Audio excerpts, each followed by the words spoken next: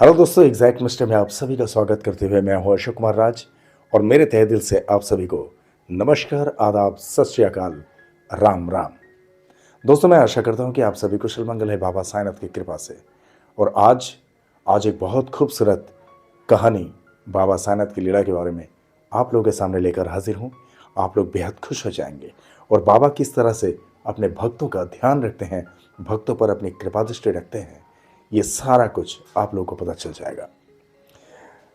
तो चलिए, शुरू करने से पहले मैं आप लोगों को ये बता दूं कि जो भी आप लोग पहली बार एग्जैक्ट मिस्टर चैनल पर आए हैं, आप लोग इस चैनल को प्लीज़ एक लाइक करके सब्सक्राइब ज़रूर कर दीजिए, ठीक है। और अब मैं शुरू करता हूं आज बाबा साईनाथ की लीला की बातें। आज मुझे जिन्होंने एक्सप्लेनेशन दिए हैं बाबा साईनाथ की इस लीला की कहानी के लिए, उनका नाम है नीलावती। और नीलावती है हमारे साईं परिवार की एक बहन जो रहते हैं राजस्थान में।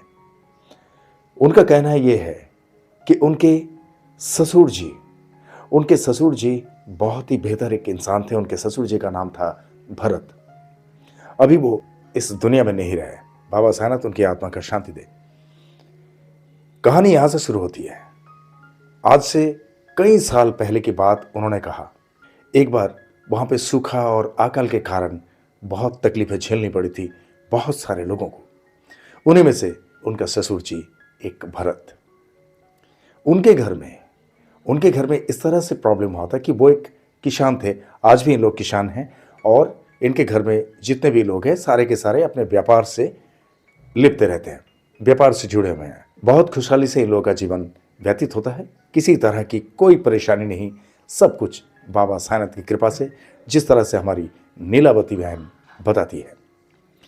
अब कहानी की शुरुआत कैसे होती है ये देखिए कि जब वहां पे सूखा पड़ा, अकाल पड़ा, तो ऐसे वक्त में ये जो भरत जी है, नीलावती बहन का ससुर, इनके पास खेती वेती जितने भी जो कुछ भी थे वो सारा कुछ फसल मेटियामेट हो गया, कुछ मिला नहीं। सूखा है, अकाल है, इनके घर में तंगी।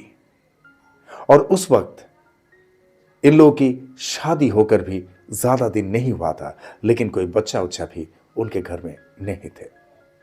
और इनका एक बहुत ही परम मित्र था जिनका नाम था दिलीप। दिलीप के साथ इतना मित्र था कि उन लोग हमेशा एक दूसरे के साथ खड़े रहते थे और हमेशा एक दूसरे की सुख दुख को बांटा करते थे। लेकिन कुछ वक्त ऐसा होता है ना, जिसे कहते हैं कि वक्त आने पर ही अपने का पता चलता है कि कौन वाकई हमें दिल से प्यार करते हैं। क्योंकि कभी कभी ऐसे मोड़ पे हम पड़ जाते हैं कि हमारी तकलीफ देखते हुए हमारे अपने ही सबसे पहले भाग जाते हैं। ये तो आप लोगों को भी पता है। ठीक ऐसा ही यहां पे क्या हुआ कि ऐसे वक्त में इन लोगों के खेती में कुछ फसल नहीं आ रहा है। अब खाना पीना करेंगे तो कैसे करेंगे। और इनका दोस्त जो दिलीप है, वो है जो होलसेल व्यापारी थे, जैसे गेहूं, चावल, राई, ये सारा कुछ जो है वो होलसेल में बेचा करते थे। और अगर गांव के कुछ लोग उनके पास से रिटेल में लेने के लिए जाते थे तो भी उनको वो बेचा करते थे। यानी बहुत बड़ा एक राशन की दुकान जैसा ही था होलसेल के हिसाब से। अब चारों तरफ जब इस तरह का अफरा तफरी का माहौल हुआ तो एक दिन भरत उनके पास गए, यानी नीलावती जी का ससुर जी, और उनसे कहा कि भाई मुझे कुछ अनाज की जरूरत है। तो उन्होंने बोला कि ठीक है, आप कोई बात नहीं, ले लो, क्या क्या चाहिए बताओ। बोला नहीं नहीं, क्या क्या चाहिए तो मुझे दाल चावल सब कुछ चाहिए, पर पैसा अभी नहीं है, पैसा मैं तुम्हें बाद में दूंगा। बस अभी थोड़ा सा तुम संभाल दो, क्योंकि तुम्हें तो पता है सब कुछ तुम्हारे सामने है। क्योंकि स्थिति खराब है ना, अब करें तो क्या करें। उन्हें जब ऐसे कहा तब वो जो दिलीप हमारे भरत जी का दोस्त है, उसने सीधा इनकार कर दिया। बोला भाई, दोस्ती अपने जगह पे है, व्यापार अपने जगह पे है। मैं मानता हूं तकलीफ देखो सबको है, मुझे भी है, तुम्हें भी है। मेरा अनाज बिक नहीं रहा है बराबर से, क्योंकि लोगों के पास पैसा नहीं है।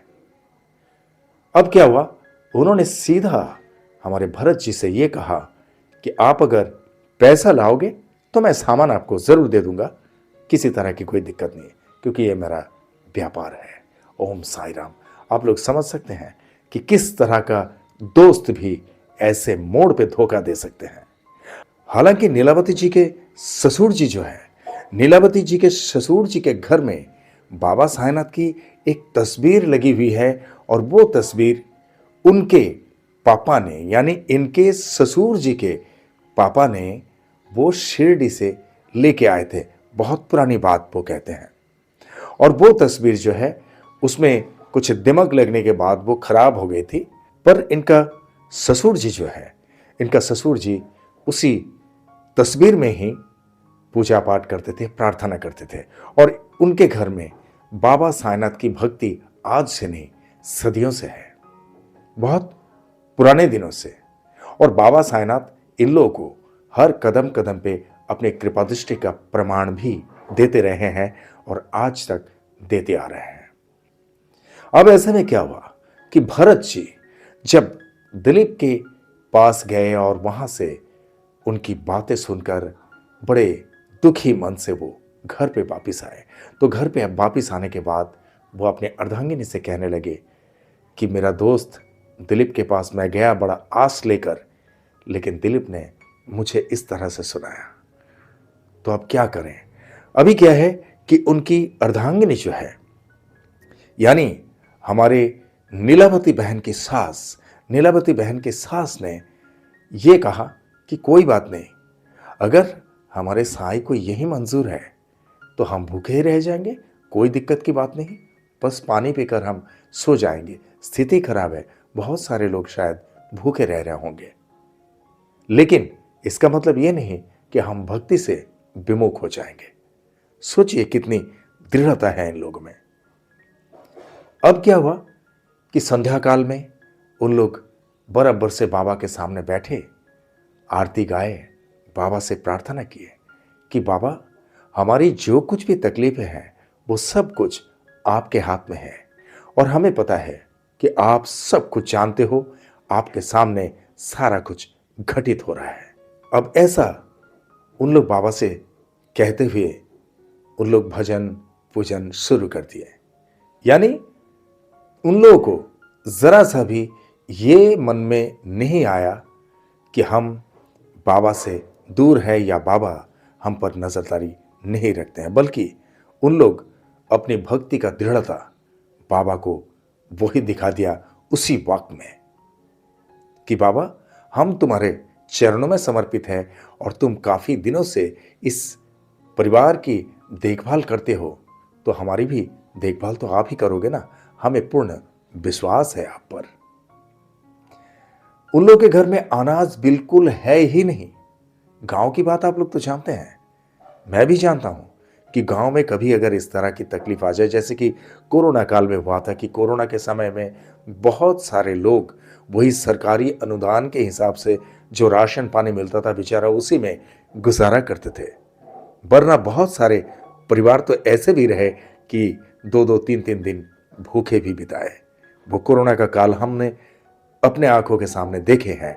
तो ये अकाल सूखा ऐसा ही होता है, हर एक इंसान उस मोहल्ले के, उस एरिया के तकलीफ में आ जाते हैं। इन लोग बाबा साईनाथ से प्रार्थना करके भजन पूजन करके वो लोग सो गए। सोने के बाद जब सुबह उठे तो सुबह हमारे भरत जी वो जुगाड़ में लग गए कि कैसे भी हमें अनाज का प्रबंध तो करना ही है। अब सुबह जैसे ही दरवाजा खोले, वो दरवाजा खोलने के बाद वो देखे कि उनके चबूतरे में एक साधु बैठे हुए हैं। साधु बिल्कुल साधु भेष में, वो गेरुआ वस्त्र पहना हुआ था, हाथ में एक कमंडल था और बाकी जो छड़ी बुगारा उनके हाथ में रहते हैं इस तरह से। अब भरत जी जैसे ही देखें कि दरवाजा खुलते ये साधु बाबा यहां पर बैठे हुए हैं, तो वो आए, उनको चरण छू कर नमस्कार किया, बोले कि बाबा आप यहां पर? बोला हाँ बेटा, मैं काफी देर से चलते हुए आ रहा हूं, मुझे यहाँ की स्थिति जो दिखाई दे रही है बहुत भयंकर है। मैं कहीं उसे खाना मांगा बेटा, मुझे बहुत भूख लगी, किसी ने मुझे खाना नहीं खिलाया। फिर तुम्हारे पास भी मैं आ गया कि काश तुम्हारे पास मुझे कुछ खाना मिल जाए बेटा, अगर भोजन के लिए कुछ है तो जरा प्रबंध करो, मुझे बहुत भूख लगी है। ऐसा ही उन्होंने कहा। तब भरत जी ने तुरंत अपने अर्धांगिनी से मिले, घर के अंदर गए, बोले कि एक साधु बाबा हमारे दरवाजे पे बैठे हुए हैं। दरवाजा खोलते ही देखा कि वो बैठे हुए हैं, अब क्या करें। उन्होंने कहा बहुत भूख लगी है, उनको खाना खिलाने के लिए हमारे पास खुद के खाने के लिए नहीं है, उनको कैसे खिलाएं। तब उनकी अर्धांगिनी ने बोले कि ठीक है, मैं देख लेती हूं कि कहीं पे कुछ भी अगर थोड़ा बहुत पड़ा रहे, क्योंकि हमारे घर में अगर दहलीज पे कोई आए हैं तो उनको हम भूखा नहीं लौटाएंगे। हमारे साईं हमारे साथ में है ना, हम भले भूखे रह जाएं लेकिन उनको हम कुछ ना कुछ खिलाएंगे, जो कुछ भी हो। अब उन्होंने अपने सारे कुछ बर्तनों को खंगालने लगे, यानी जहां पर वो चावल, दाल, आटा, राई, गेहूं सब रखते थे। एक छोटे से डब्बे में थोड़ा सा आटा उनको मिल गया। ओम साई राम। जब आटा मिला तो बड़े खुश हो गए, लेकिन इतना सा आटा था कि उसमें से महज 2 रोटी किसी भी तरह से बन सकता है। अब वही आटा उन्होंने निकाले और आटा गूंथने लगे और भरत जी से कहा कि आप साधु बाबा से कहिए बस थोड़ा सा तसल्ली रखिए, अभी हम गर्मा गर्म खाना बनाकर आपको देंगे। ओम साई राम। अब उनकी अर्धांगिनी रोटी बनाना शुरू कर दिए, आटा गूंथ रहे हैं, आटा गूंथ रहे हैं। लेकिन आटा गूंथते गूंथते जब उनको यह लगा कि सिर्फ 2 रोटी बन सकता है, उन्होंने देखा कम से कम 15 से 20 रोटी उसमें से बन सकता है। बोलिए मेरे साथ ओम साई राम।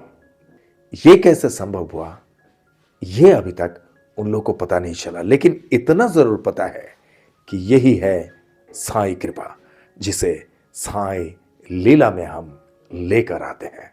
ओम साई राम।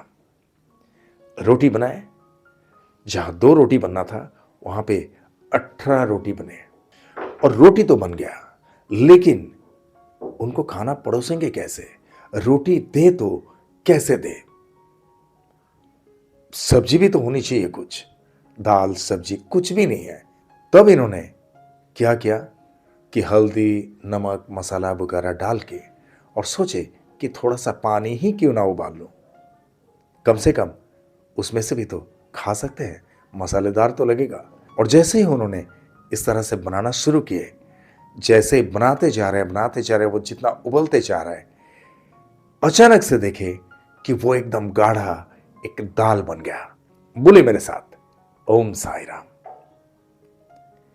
बहुत बड़े ही आश्चर्य की बात है, यह सुनकर यकीन करना बड़ी मुश्किल की बात होती है, लेकिन जिनके साथ घटित होता है सिर्फ उसी को पता है कि हमारा साईं किस तरह से ऐसा कारनामा कर देते हैं। ओम साई राम। चलो दाल भी बन गया, लेकिन उन लोग मुंह बंद करके रखे, कुछ किसी को कहा नहीं, क्योंकि साधु बाबा से ये बिल्कुल उन लोगों ने जताया नहीं कि उनके घर की स्थिति क्या चल रही है। अब जो है साधु बाबा के पास उन्होंने 2 रोटी और एक कटोरे में दाल दिए खाने के लिए। अब बाबा ने बड़े आराम से खाए, बड़े तृप्ति के साथ खाए। इन्होंने पूछा बाबा और रोटी दूं और दाल दूं? तो बाबा बोले बेटा बस, मुझे बहुत भूख लगी थी, तुम लोगों को बहुत बहुत धन्यवाद बेटा कि तुम लोग इतने प्रेम पूर्वक मुझे खाना खिलाए। मैं बहुत सारे घर पे से वापिस चलते चलते आ रहा हूं, किसी ने खाना नहीं खिलाया। ओम साई राम। लेकिन अब इन लोगों को खाना खाने को बाकी है, इन लोग भी खाना खाएंगे। पर ऐसे टाइम पे साधु बाबा उठ खड़े हुए हैं, और उठ खड़े हुए हैं तो बोला बेटा मैं तुमसे गुप्त में कुछ बात करना चाहता हूं, क्या मैं तुम्हारे घर के अंदर आ सकता हूं? तब भरत जी ने और उनकी अर्धांगिनी ने कहा बाबा बिल्कुल आइए आइए। तो जब घर के अंदर गए, घर के अंदर जाने के बाद उन्होंने एक छोटा सा लोटा के जैसा एक निकल कर उनके हाथ में दिए। बोले बेटा तुम इस लोटे को तुम्हारे पास रख लो।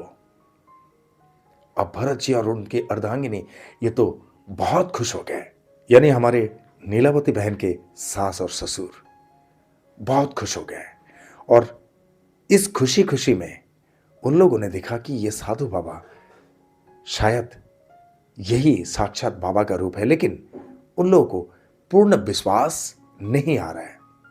ये तो बहुत दिनों के बाद उन्हें पता चला और आज हम सबको पता चल रहा है। वो जो लोटा इनको दिए, वो लोटा देने के बाद उन्होंने कहा कि कोई भी अनाज लाओगे घर पे तो सबसे पहले थोड़ा सा इसके अंदर डाल के और इसमें से उसी अनाज में मिला लेना, बस इतना करना तुम लोग। और इस लोटा को किसी के सामने मत लाना, इसको छुपा कर किसी मंदिर में हो या कहीं गुप्त जगह पे रख देना। बाकी मेरा आशीर्वाद हमेशा तुम लोगों के साथ में है, तुम्हारे परिवार पर है। और बेटा, बहुत जल्द तुम्हारे घर में एक मेहमान आने वाला है और वो जो मेहमान आएगा, उस मेहमान आने के बाद और तुम लोगों को किसी तरह से कोई तकलीफ नहीं रहेगी, सारा कुछ स्वच्छ होता जाएगा और तुम लोगों के परिवार में बढ़ोतरी होती जाएगी। कभी तुम लोगों को पीछे मुड़ के देखने की जरूरत नहीं पड़ेगी। बोलिए मेरे साथ, ओम साई राम। अब क्या हुआ कि भरत जी जुगाड़ में लग गए। उसके बाद साधु बाबा को उन लोगों ने प्रणाम किए, साधु बाबा वहां से प्रस्थान कर दिए। भरत जी गए अपने किसी एक और पहचान के पास, काफी लंबा चल के गए एक मित्र से कुछ पैसे के लिए। उस मित्र ने इन्हें थोड़ा बहुत पैसा उधार में दे दिए और वही पैसा लेकर वो आते हुए रास्ते में से कुछ अनाज वो घर पे लेकर आए। लेकिन जैसे ही वो साधु बाबा ने इनसे कहा था ना, ऐसा ही क्या, सारा के सारा अनाज उसमें डालते हैं और उस अनाज में मिला देते हैं। चाहे गेहूं लाए तो गेहूं डाल के फिर गेहूं में मिला देते हैं, चावल डाले फिर चावल मिला देते हैं, अगर सब्जी लाए तो सब्जी उसमें कुछ भी डाल के वो सब्जी में मिला देते हैं। इतनी भक्ति के साथ में वो करने लगे। अब हमारी नीलावती बहन ये कहते हैं कि ये बड़े आश्चर्य की बात है, ये सुनकर यकीन करना बड़ी मुश्किल होती है कि उन्होंने जिस तरह से उन लोगों से ये घटनाएं सुने थे, वो घटना के मुताबिक उन लोग अगर चावल डाल के और चावल में मिला दिए तो हमेशा वो देख रहे हैं कि चावल जैसा रखा था वैसा ही है। वो कितना भी बार वो चावल बना रहे हैं, दाल बना रहे हैं, सब्जी बना रहे हैं, सब्जी जैसे 2 दिन में खत्म होना चाहिए, वो सब्जी खत्म होने में कम से कम 4 दिन 5 दिन लग जाता है। ओम साई राम। ऐसा चलता गया। अब क्या है कि हमारे भरत जी को किसी और के पास हाथ फैलाने की जरूरत नहीं पड़ी, बाबा साईनाथ की कृपा से। लेकिन इनका वो जो दोस्त है ना, दिलीप को संदेह हुआ कि भाई भरत की स्थिति तो इतनी खराब थी, वो एक बार आया था मेरे पास अनाज के लिए, लेकिन दोबारा और आया ही नहीं। मैं बोला था उनको कि पैसा लेकर आओ, अनाज लेकर जाओ, तो उसका गुजारा कैसे हो रहा है। एक दिन वो दिलीप इनके घर पे आए और घर पे आने के बाद भरत जी से पूछा, भाई भरत क्या बात है, खाना वाना सब सही है कि नहीं, अनाज वगैरह कुछ मिलता है कि नहीं। तब दिलीप जी ने यह कहा कि बिल्कुल, बस बाबा साईनाथ की कृपा है, सारा कुछ सही चल रहा है, किसी तरह से कोई दिक्कत नहीं है। एक दोस्त ने मुझे मदद किया था और अगर आजू बाजू में अड़ोस पड़ोस में किसी को कुछ तकलीफ होती है तो उनको भी हम मदद करने की कोशिश करते हैं। बस दिलीप ने इतना सुन लिया और इतना सुनने के बाद वो तो चारों तरफ बवंडर फैलाने लगे कि भाई ये भरत जरूर कहीं पे से चोरी चपाटी शुरू कर दिया होगा। वो बोलता है कि किसी दोस्त से पैसा उधार लाया था, वरना उसका ये अनाज वगैरह आ कैसे रहा है। ना तो उसका काम धंधा है, सूखा पड़ा हुआ है चारों तरफ, सारे के सारे लोग परेशान हैं। इनके लिए बिल्कुल जांच पड़ताल करना जरूरी है। तो उन्होंने क्या किया, पूरे गांव वाले के साथ में एक मीटिंग रखा और मीटिंग रखने के बाद सारे के सारे गांव वाले को बोला कि उनके घर पे जाकर हम देखते हैं कि उसकी गतिविधि क्या है। अब सारे के सारे गांव वाले को इकट्ठा करके, क्योंकि दिलीप पैसा वाला है, बहुत बड़े व्यापारी है अनाज के, तो वो सारे के सारे गांव वाले को इकट्ठा करके इनके घर पे आए। घर पे आने के बाद उन पर दबाव डालने लगे कि भाई तुम सच बताओ, कि तुम्हारा कैसे चल रहा है। जरूर तुम चोरी चपाटी कुछ ना कुछ करते हो, वरना भी कुछ दिन पहले तो मेरे पास आए थे तुम अनाज के लिए, और तुमसे मैंने कहा था कि पैसा लेके आओ, अनाज लेके जाओ, लेकिन तुम्हारे पास बिल्कुल पैसा नहीं था। आज तुम्हारे पास इस तरह से क्या खजाना आ गया कि तुम्हारा घर भरा है, तुम्हें किसी को खाना खिलाने के लिए भी मदद करने में कोई दिक्कत नहीं हो रही है, और तुम किसी के पास हाथ नहीं फैलाते हो। चलो ठीक है, बड़ी अच्छी बात है, लेकिन ये सब कैसे, जरा बताओगे? तो सारे के सारे गांव वाले उनसे सवाल करने लगे, बताओ बताओ कैसे। तब उन्होंने मजबूरान, खैर वो साधु बाबा ने मना किया था उनको दिखाने के लिए, लेकिन मजबूरान उन्होंने वही छोटा सा लोटा लाकर सबके सामने दिखाने लगे कि ये देखो, ये एक लोटा है, हमें एक साधु बाबा देकर गए, और उन्होंने कहा कि इसके अंदर कुछ भी अनाज डाल के उस अनाज में मिला दोगे तो तुम्हारे अनाज में कभी कमती नहीं होगी। बस यही है राज, और कुछ नहीं।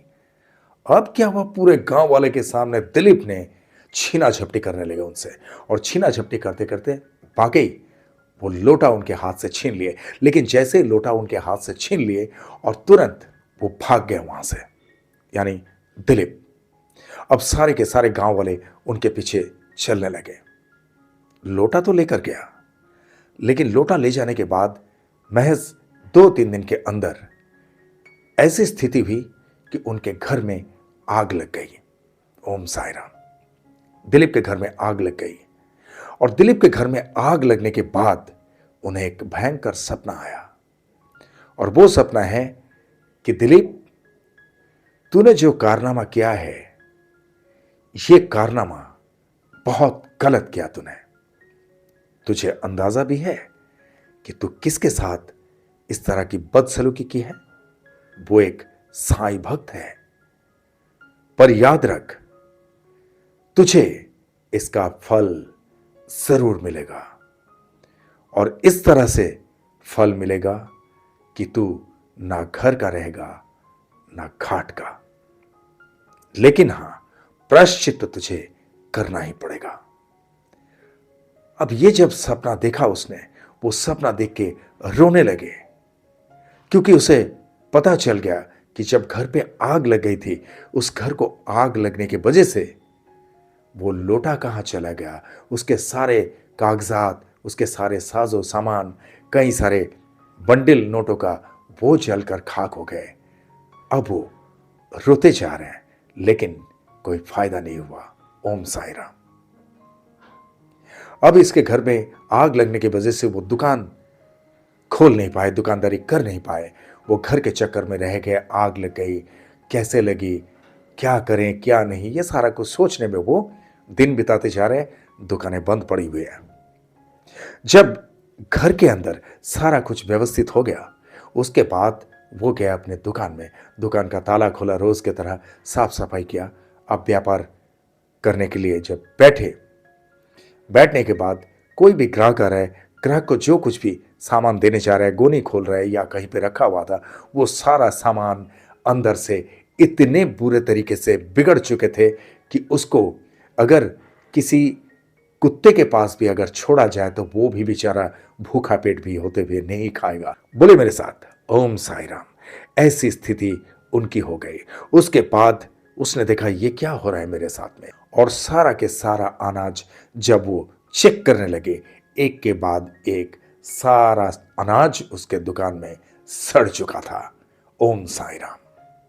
क्योंकि बाबा ने उसे कह दिया था कि तुझे इसका प्रतिफल जरूर मिलेगा, और ऐसा ही आखिर इसके साथ में हुआ।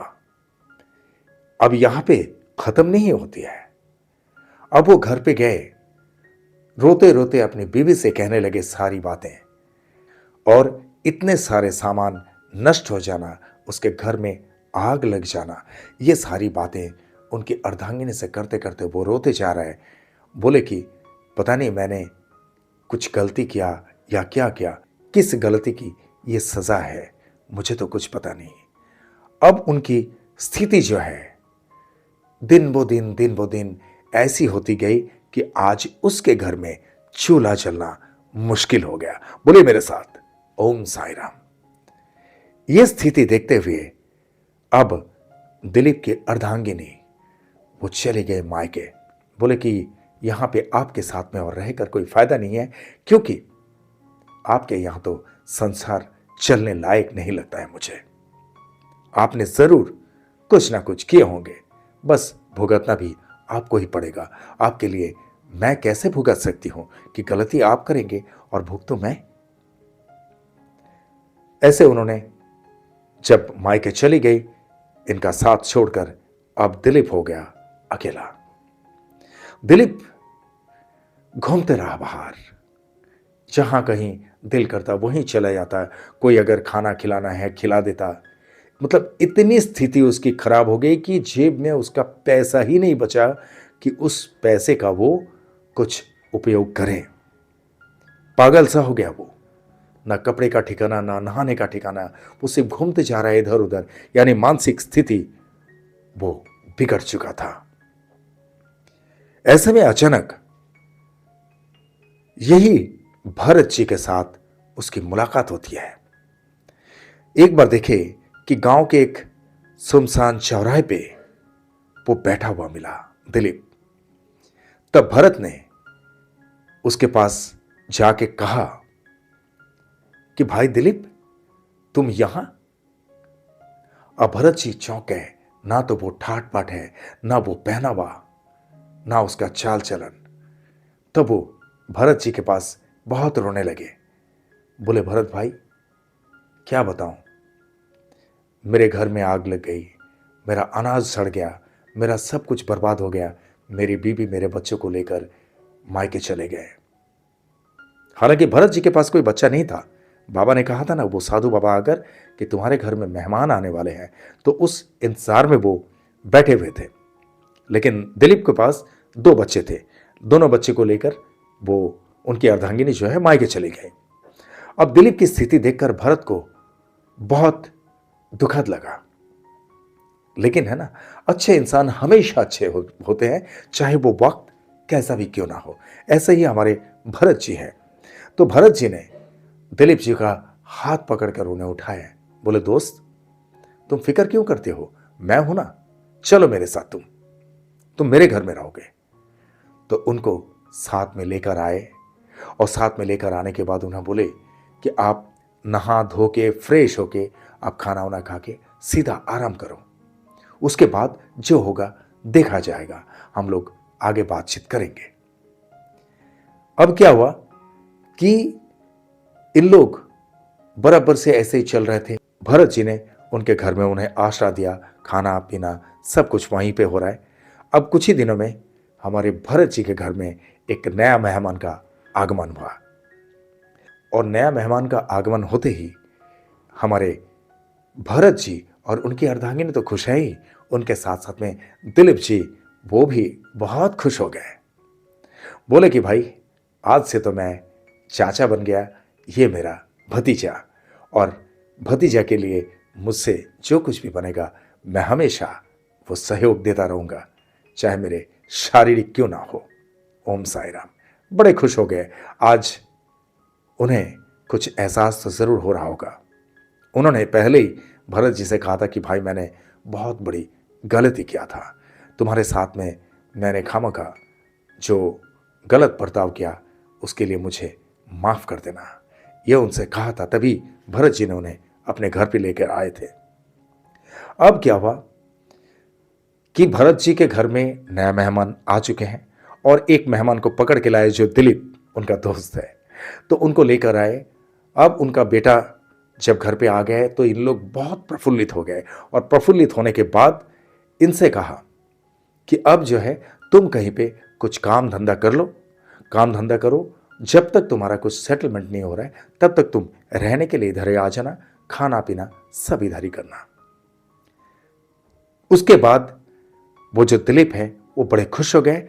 खुश होने के बाद गांव में ही किसी जगह पर काम देखा, वो काम करता रहा, काम करता रहा, और भरत जी के घर में रहना खाना सब कुछ करने लगे। दोस्त आखिर दोस्त है, जो अच्छे दोस्त होते हैं वो हमेशा अच्छे रहते हैं। तो वो सब चलता रहा।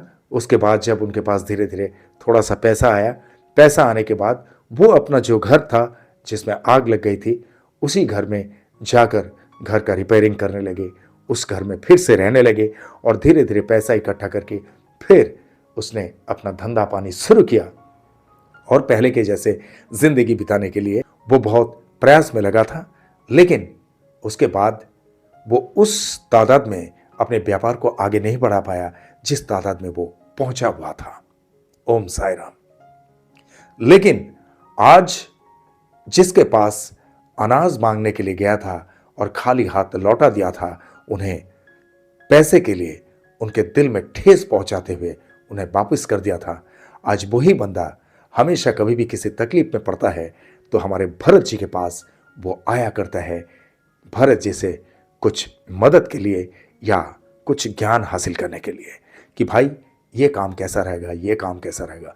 और भरत जी के घर में इस तरह की स्थिति है कि आज तक हमारे नीलावती जी कहते हैं कि आज तक उनके घर में किसी तरह से अनाज की तकलीफ जिंदगी में दिखाई नहीं दी है। बोले मेरे साथ ओम साई राम। तो दोस्तों, साईं जब कृपा करते हैं भक्तों पर तो कोई इंसान उस कृपा को काट नहीं सकता है, और कोई इंसान कितना भी छीना झपटी क्यों ना कर ले, साईं की निगाह से वो बच नहीं सकता है। ओम साई राम। तो इस लीला से हमारे साईं परिवार की तरफ से किसी को भी कुछ ठेस पहुंचाना नहीं है, लेकिन जागरूकता जरूरी है। सचेत रहिए, सावधान रहिए, किससे कब कैसा बर्ताव कर रहे हैं आप। जुबान पर लगाम रख के बात करना, यही तो हमारा फर्ज होता है, कर्तव्य होता है, और ये सबको ऐसे ही चलना चाहिए। बुरे वक्त किसी को भी आ सकता है, बुरे वक्त किसी को भी सता सकता है, लेकिन उस बुरे वक्त में कभी किसी के दिल में ठेस नहीं पहुंचाना चाहिए, किसी के दिल को दुखाना नहीं चाहिए। छीना झपटी तो दूर की बात है, जैसे इस दिलीप ने हमारे भरत जी के साथ किया था। ओम साई राम।